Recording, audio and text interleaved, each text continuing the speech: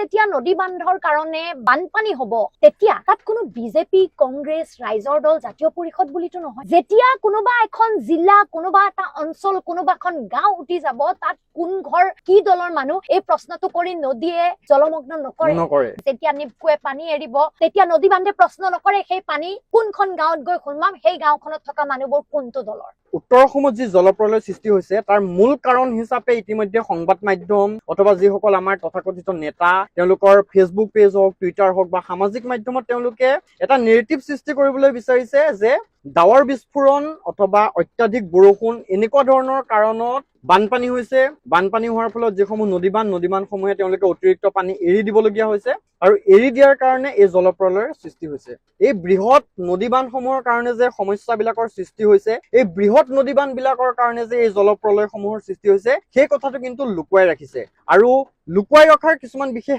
কাৰণ আছে এইটো বাতৰি হয়তো পাইছে আমাৰ ধেমাজি জিলাৰ জোনাই অঞ্চলৰ কেমি নদী কেমি নদীৰ ওপৰত এখন লোৰ দলং আছিল যিখন বৰ্তমান সম্পূৰ্ণৰূপে ভাগি গৈছে আজিৰ অৱস্থা এয়া আৰু দলংখন ভাগি যোৱাৰ ফলত কেৱল আচলতে দলং এখন ভাগি গৈছে এয়া নহয় এতিয়া ধেমাজি জোনাই অঞ্চললৈ মানুহ অহা যোৱা কৰিবলৈ তেওঁলোকৰ ট্ৰেন্সপৰ্টেশ্যন আৰু কমিউনিকেশ্যন সম্পূৰ্ণৰূপে ধ্বংস হৈছে তালৈ ৰেল লাইন বিচ্যুত হৈছে মানুহ তালৈকে যাব নোৱাৰে গতিকে তাৰ পৰা ওলোৱা সময় মানুহৰ এইটো এটা সমস্যা আমি আজিৰ দিনটোত দেখিছো ভুৱন পেগু ডাঙৰীয়াই যিটো ভিডিঅ' দিছে ভিডিঅ'টোৰ ওপৰত তেখেতে লিখিছে যে ডাৱৰ বিস্ফোৰণৰ ফলত হোৱা এই অৱস্থাটো এটা বিস্তৃত অঞ্চল আজি জোনাই এইদৰে আছে অৱস্থা কিন্তু মূল কথাটো হ'ল যে কেৱল ডাৱৰ বিস্ফোৰণ হলে এনে এটা পৰিৱেশ সৃষ্টি হ'ব পাৰেনে এনে এটা পৰিৱেশ সৃষ্টি হোৱাৰ মূল কাৰণৰ কথা আচলতে আলোচনা নকৰাকৈ আমি এই সমস্যাৰ সমাধান কেনেকৈ পাম মূল কাৰণ বৃহৎ নদীবান্ধ আজি নদীবান্ধসমূহ যিদৰে আচলতে অসম অৰুণাচলত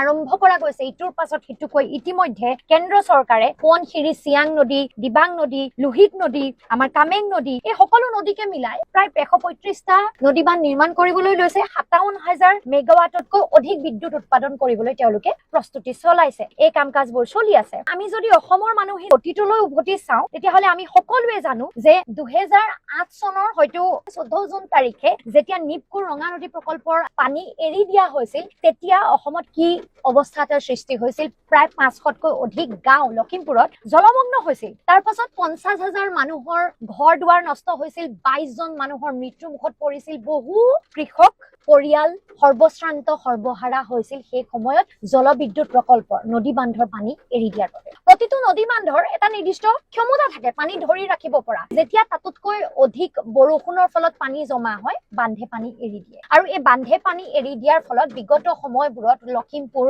ধেমাজি মাজুলী আমাৰ গোলাঘাট অঞ্চলত আমি দেখি আছো যে ভূটানত এৰি দিয়াৰ ফলত আমাৰ অৰুণাচলত এৰি দিয়াৰ ফলত আমাৰ ৰঙা নদী নিপকুৰ পানী এৰি দিয়াৰ ফলত সোৱণশিৰি এৰি দিয়াৰ ফলত কি অৱস্থা এটা সৃষ্টি হৈছে এই গোটেই কথাবোৰ আমি বিগত সময়বোৰত দেখি আছো আৰু আটাইতকৈ ডাঙৰ উদাহৰণটো হৈছে 2008 চনৰ 14 জুন তাৰিখটো তাৰ পাছতো আচলতে মূল কথাটোৰ পৰা আঁতৰাই ৰাখিবলৈ চেষ্টা কৰা হৈছে অসম বা অৰুণাচল ইকোলজিকেলি জিঅলজিকেলি আমি এনে ভূমিকম্প প্ৰৱণ অঞ্চলত আমি থাকো আমাৰ পাহাৰ বা শিলাখণ্ডৰ যিটো অৱস্থান এই অৱস্থানবোৰ ভৌগোলিকভাৱে জিঅলজিকেলি এনে নহয় য'ত আচলতে ইমান ক্ষমতা সম্পন্ন বিগ ডেম বনাব পাৰিব নদী বান্ধ বনাব পাৰিব এই বিষয়টো যিসকল বিগ ডেমৰ লগত আচলতে জিঅলজিকেল সাৰ্ভেৰ লগত যিসকল বিজ্ঞানী জড়িত যিসকল বিশেষজ্ঞ তেওঁলোকৰ চিন্তা চৰ্চাৰেও আচলতে এনে বিগ ডেমৰ বাবে ক্লিয়াৰেন্স পোৱা উচিত নাছিল দীৰ্ঘদিন ধৰি অসমৰ ৰাইজে এই বিষয়টোক লৈ প্ৰতিবাদ সাব্যস্ত কৰি আহিছিল এটা সময়ত আনকি কংগ্ৰেছ চৰকাৰৰ দিনত যেতিয়া বিগ ডেমৰ বিৰুদ্ধে প্ৰতিবাদ হৈছিল তেতিয়া বিজেপিয়ে বিগ ডেমৰ বিৰুদ্ধে প্ৰতিবাদ কৰিছিল দিল্লীৰ পৰা বিজেপিৰ লিডাৰ আহি পেলাই তাত গৈ পেলাই লখিমপুৰত গৈ তেওঁলোকে প্ৰটেষ্ট কৰিছিলে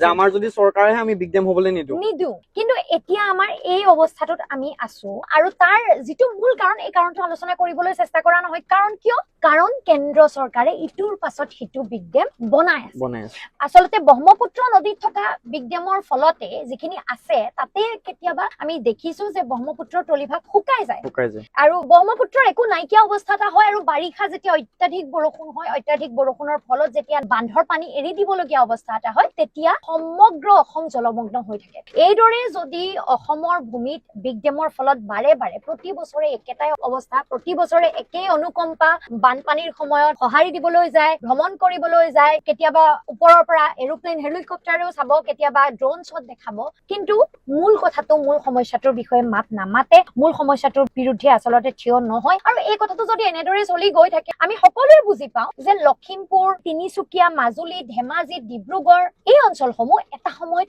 নিশ্চিহ্ন হৈ যাব। এটা সময়ত নদী বান্ধৰ কাৰণে জলমগ্ন হৈ সম্পূৰ্ণৰূপে অসমৰ মানচিত্ৰৰ পৰা অসমৰ বহু ঠাই নস্যাৎ হৈ যাব, ধূলিসাৎ হৈ যাব। অসমৰ হাজাৰ হাজাৰ লাখ লাখ জনতা সৰ্বহাৰা হোৱাই নহয়, নিশ্চিহ্ন হৈ যাব।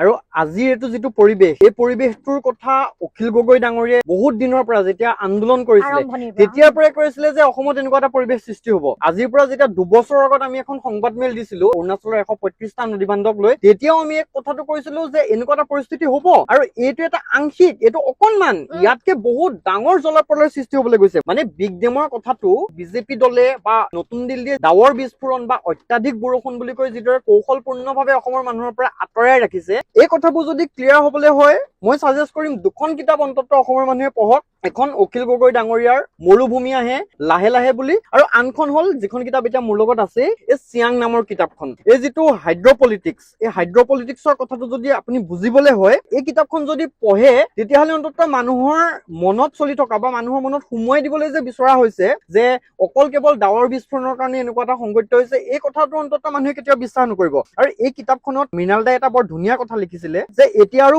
পৰমাণু বোমা এক শক্তিশালী অস্ত্ৰ হৈ থকা নাই, এতিয়া নৈবিলাকে হৈ পৰিছে সবাতোতকৈ ভয়ংকৰ অস্ত্ৰ। আৰু এই অস্ত্ৰটো কি হয়? মানুহ মৰাৰ অস্ত্ৰ। আজি যে লখিমপুৰত, আমাৰ উজনি অসমত, উত্তৰ অসমত যে গোটেই যে ঘৰ দুৱাৰ ভাঙি উঠি গৈছে, মানুহবিলাক যে প্ৰত্যেক বছৰে মৃত্যু হৈছে, সেই মৃত্যু হোৱা মানুহবিলাকক তেওঁলোকে আজি 1 লাখ টকা এটা দিলে মানুহৰ জীৱনটোৰ মূল্য 1 লাখ টকাৰে কোনোবাই দিব পাৰিব নেকি? তুমি কোৱাচোন। ঘৰ বাৰী সকলো শেষ হৈ গৈছে, মানুহৰ ঘৰ দুৱাৰ উঠি গৈছে, মানুহ মৰি গৈছে, সেয়া ক্ষতিপূৰণ কোনো টকাৰ কেতিয়াও দিব নোৱাৰে। এটা সময়ত এই অঞ্চলসমূহে নিশ্চিহ্ন হৈ যাব। মই কৈছো যিটো কথা আগতেও প্ৰেডিক্ট কৰা হৈছে, আজি ডাৱৰ বিস্ফোৰণৰ কথা যে কৈ আছে, ডাৱৰ বিস্ফোৰণটো এটা প্ৰাকৃতিক কথা। আজি ৰখাব পাৰিব নে কাইলৈ ৰখাব পাৰিব? কেতিয়াও নোৱাৰে। কোনেও কেতিয়াও ডাৱৰ বিস্ফোৰণ ৰখাব নোৱাৰে। যেতিয়া বাৰিষা কালত বৰষুণ আহিব, উত্তৰ পূৰ্বাঞ্চল সমগ্ৰ অঞ্চলটো অতি বেছি বৰষুণ প্ৰবল অঞ্চল, আমাৰ ইয়াত বৰষুণ ৰখাব নোৱাৰে, বৰষুণ হবই। কিন্তু এইটো কথা আমি বুজি লব লাগিব যে প্ৰতিটো নদী বান্ধৰ এটা নিৰ্দিষ্ট ক্ষমতাহে আছে, যলৈকে নদী বান্ধে পানীটো ধৰি ৰাখিব পাৰে। ডাৱৰ বিস্ফোৰণটো ৰখাই দিব নোৱাৰো, বিজ্ঞানী এনেদৰে আগবঢ়াইতো যাব নোৱাৰি যে ডাৱৰ বিস্ফোৰণ হব আমি আগতীয়াকে ৰখাই দিম। ৰখাব পাৰিলোহেঁতেন কি? বৃহৎ নদী বান্ধবোৰ ৰখাব পাৰিলোহেঁতেন।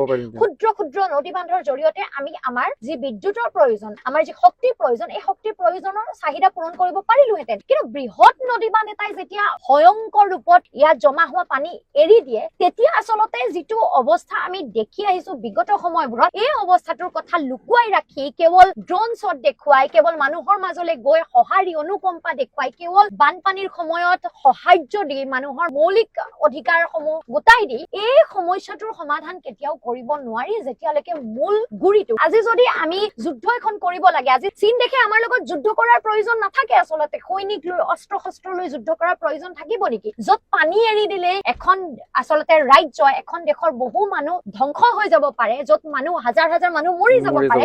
সেইবাবে এইটো হাইড্ৰপলিটিক্সৰ কথা কোৱা হৈছে। আচলতে নদীসমূহ পাৰমাণৱিক অস্ত্ৰতকৈ আচলতে এটম বম এটাতকৈ বেছি শক্তিশালী বুলি কোৱা হৈছে। এতিয়া ভাৰত চৰকাৰে, কেন্দ্ৰীয় চৰকাৰে কি ডিফেন্ড দিয়ে? তেওঁলোকে কয় যে চাইনাই ইমান ডাঙৰ ডাঙৰ নদীবান্ধ বনাই আছে, গতিকে চাইনাক আমি ডমিনেট কৰিবলৈ হলে বা তেওঁলোকতকে আমি ওপৰত থাকিবলৈ হলে এই বিগ ডেম বিলাক বনাব লাগিব। কিন্তু আজি মই ক'লোৱে যে এই যে নদীৰ পাৰৰ যিখিনি সভ্যতা, ক্ষুদ্ৰ ক্ষুদ্ৰ যিবিলাক জাতিসত্তা, সেই জাতিসত্তাবিলাক আজি নিশ্চিহ্ন হোৱাৰ পথত। আজি ৰাষ্ট্ৰ সুৰক্ষিত হ'ব, ঠিকে আছে, কিন্তু সেই জাতিবোৰ নোহোৱা হৈ যাব। নৈ পাৰৰ যিবিলাক সভ্যতা, বহু হাজাৰ হাজাৰ বছৰ পুৰণি যিবিলাক জাতিসত্তা, সেই জাতিসত্তাবিলাকে ধ্বংস হৈ যাব এই বিগ ডেম বিলাকৰ কাৰণে।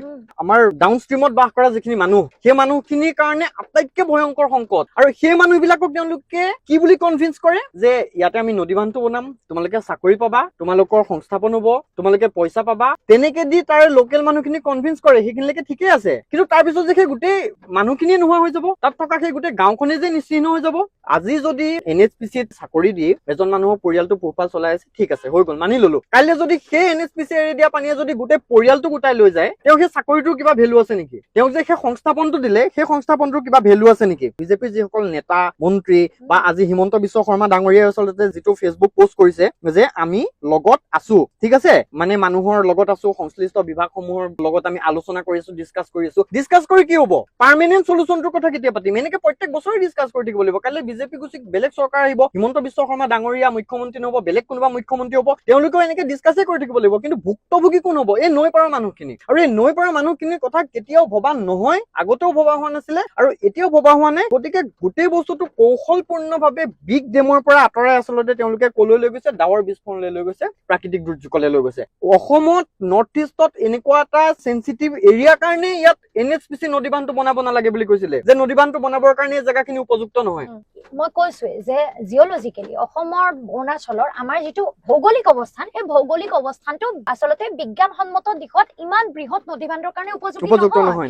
ইমান ক্ষমতা সম্পন্ন যিমান ক্ষমতা সম্পন্ন নদী বান্ধ ইয়াত সৃষ্টি কৰা হৈছে, আৰম্ভ কৰা হৈছে, প্ৰকল্প লোৱা হৈছে, ভৌগোলিকভাৱে ইমান বেছি ক্ষমতা সম্পন্ন নদী বান্ধ আচলতে ইয়াত থকাটো উচিত নহয়। এইটো ভয়ংকৰ বিপদৰ এক সম্ভাৱনা। আচলতে নিজেই পোহপাল দি ৰখা, নিজেই সৃষ্টি কৰি লোৱা এক এটম বম, যোনটো এটম বম কোনবা দিনা আমাৰ নিজৰ গাৰ ওপৰতে পৰিব, কোনবা দিনা নাগাসাকি হিৰোচিমাৰ দৰে সৰ্বস্ব শেষ কৰি লৈ যাব, এইটো আমি নিজেই ধৰিব পৰা নাই। ৰঙানদী সমষ্টিৰ বিধায়ক ঋষিৰাজ হাজৰিকা ডাঙৰীয়া এটা মই ফেচবুক পোষ্ট দেখাব বিচাৰিছো। ইয়াতে তেওঁ ধুনীয়াকে লিখিছে যে নিপকো বান্ধৰ পানী এৰি দিয়াৰ ফলত মুখলধাৰ বৰষুণ আৰু ডাৱৰ বিস্ফোৰণৰ প্ৰভাৱত ৰঙানদী বিধানসভা সমষ্টিৰ অন্তৰ্গত আমুক তেওঁলোকে জলস্তৰ বৃদ্ধি পাইছে। মাননীয় মুখ্যমন্ত্ৰী হিমন্ত বিশ্ব শৰ্মা ডাঙৰীয়াৰ নিৰ্দেশনা আৰু জিলা প্ৰশাসনৰ তৎপৰতাত যিকোনো অনাকাংক্ষিত পৰিস্থিতিৰ সৈতে মোকাবিলা কৰিবলৈ সম্পূৰ্ণৰূপে প্ৰস্তুত। অনাকাংক্ষিত পৰিস্থিতিৰ সৈতে তোমালোকে মোকাবিলা কৰিবা। ৰাতি আহি যেতিয়া ঘৰখন উটুৱাই লৈ যোৱাৰ পিছত তোমালোকে মোকাবিলা কৰিবলৈ কি থাকিলে সেই পৰিস্থিতিটোৰ লগত?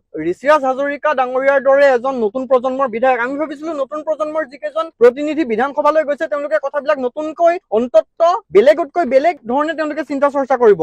আজি ঋষিৰাজ হাজৰিকা ডাঙৰীয়াই কি কৰিব লাগিছিলে? তেওঁ বিগ ডেমৰ অপোজ কৰিবলৈ সাহস কৰিব লাগিছিলে। আমি কেতিয়াও কোৱা নাই যে আমাক শক্তি নালাগে, আমাক শক্তি লাগে, কিন্তু বৃহৎ নদী বান্ধৰ বিকল্প শক্তিসমূহৰ কথা কেতিয়াও আজিলৈকে অসমত আলোচনা কৰা হোৱা নাই আৰু সেই বস্তুটোক প্ৰায়ৰিটি দিয়া নাই। তেওঁলোকে সদায় প্ৰায়ৰিটি দি আছে বিগ ডেমক। গতিকে এই বস্তুটো যদি এনেকৈয়ে থাকে, অন্তত নতুন প্ৰজন্মৰ যিসকল ল'ৰা ছোৱালী আছে, জনা বুজা যিসকল মানুহ আছে, তেওঁলোকেও যদি বিজেপিৰ সুৰতে সুৰ মিলাই ডাৱৰ বিস্ফোৰণ, প্ৰাকৃতিক দুৰ্যোগ, অত্যাধিক বৰষুণ, এই বস্তুবোৰকে যদি গাপ দি থাকে, তেতিয়াহ'লে উজনি অসমখন ধ্বংস হবলৈ বৰ বেছি দিন নালাগিব। লখিমপুৰ, ধেমাজি, মাজুলী, জোনাই এই জেগাখিনি আচলতে নিশ্চিহ্ন হৈ যাবলৈ, মানচিত্ৰৰ পৰা নোহোৱা হৈ যাবলৈ বৰ বেছি দিন নালাগিব। যিটো কথা অখিল গগৈ ডাঙৰীয়া আজিৰ পৰা 10 বছৰ আগতে কৈছিলে, আজি সেই বস্তুটো অসমৰ মানুহে সেই পৰিস্থিতিটো দেখি আছে। গতিকে সময় থাকোতে অন্তত অসমৰ মানুহে এই বস্তুটো অনুভৱ কৰা ভাল। আৰু অৰুণাচল প্ৰদেশ এনেকুৱা এখন ৰাজ্য যিখন ৰাজ্যৰ বিদ্যুৎ উৎপাদনৰ ক্ষমতা ভাৰতৰ সকলো ৰাজ্যৰ ভিতৰত বেছি। ঠিক আছে, অৰুণাচলে সকলোতকৈ বেছি আমাক বিদ্যুৎ দিব, কিন্তু সেই বিদ্যুৎ দিয়াৰ পিছত যদি কাইলৈ অৰুণাচলখন নিশ্চিহ্ন হৈ যায়, অৰুণাচল নিশ্চিহ্ন নহয়, তাৰ লগত আমাৰ গোটেই জিলা কেইখন হ'ব, ডাউনষ্ট্ৰীমত থকা গোটেই জিলা কেইখন হ'ব। গতিকে নৰ্থ ইষ্টৰ যদি এই গোটেই ডিষ্ট্ৰিক্ট বিলাক নোহোৱা হৈ যায়, নৰ্থ ইষ্টৰ এখন যদি ৰাজ্য নোহোৱা হৈ যায়, তেতিয়াহ'লে ৰাষ্ট্ৰ কেনেকে শক্তিশালী হ'ব তুমি মোক কোৱাচোন? গতিকে ইতিমধ্যে চাইনাৰ কমিউনিষ্ট পাৰ্টিৰ যি সৈন্য বাহিনী তেওঁলোকে শিবিৰ বনাই আৰু এইবিলাক কথা ক'লে আমাক কি কয়? নৈৰাজ্যবাদী বুলি কয়। এই কথাবিলাক ক'লে কয় আমি উন্নয়নৰ বিৰোধিতা কৰো। এই কথাবিলাক ক'লে কয় যে তোমালোকে যিকোনো কথাতে বিৰোধ কৰিব লাগে কাৰণে বিৰোধ কৰা। আমি উন্নয়ন বিৰোধী নহয়, আমি নদী বান্ধ বিৰোধীও নহয়। কথাটো স্পষ্ট, আমি বৃহৎ নদী বান্ধৰ কথা যিটো ক্ষমতা আমাৰ আচলতে নদীসমূহে জিঅলজিকেলি আমাৰ ভৌগোলিক অৱস্থানত অৰুণাচল বা অসমে ল'ব পাৰে, সেই ক্ষমতা সম্পন্ন জিঅলজিকেল চাৰ্ভেৰ জৰিয়তে বিশেষজ্ঞসকলৰ দৃষ্টিকোণেৰে যিখিনি আমি পাৰো সেইখিনি কেপাচিটি, এনভাইৰনমেন্টেল ক্লিয়াৰেন্স আজিকালি কিদৰে লোৱা হৈছে আমি বুজি পাইছো। কিছুমান ক্ষেত্ৰত এনভাইৰনমেন্টেল ক্লিয়াৰেন্সৰ বিষয়টোৱে সম্পূৰ্ণ সন্দেহৰ আৱৰ্তত,